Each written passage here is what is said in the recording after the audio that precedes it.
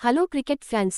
IPL 2026లో భాగంగా Mumbai Indians మరియు Kolkata night riders మధ్య వాంఖ్డే స్టేడియంలో జరుగుతున్న హై వోల్టేజ్ మ్యాచ్ మొదటి ఇన్నింగ్స్ అదిరిపోయింది.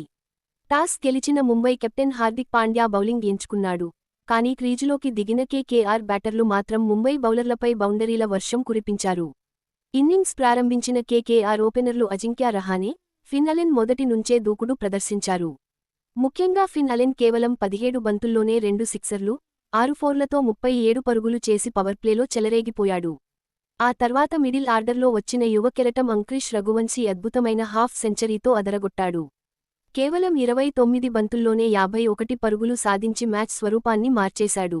ఒకవైపు వికెట్లు పడుతున్నా కెప్టెన్ అజింక్యా రహానే తన క్లాస్ చూపించాడు.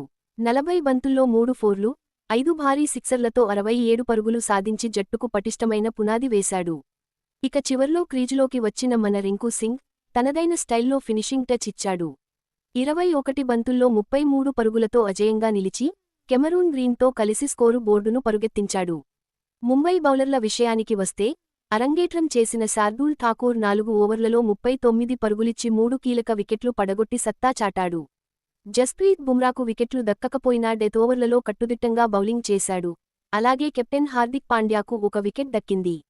మొత్తానికి నిర్ణీత 20 ఓవర్లలో కోల్కతా నైట్ రైడర్స్ 4 వికెట్ల నష్టానికి 220 పరుగుల భారీ స్కోరును నమోదు చేసింది.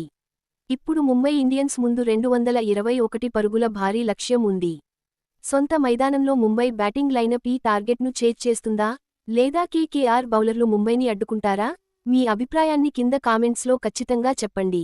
ఈ వీడియో నచ్చితే లైక్ చేసి మన ఛానల్ని సబ్స్క్రైబ్ చేసుకోండి.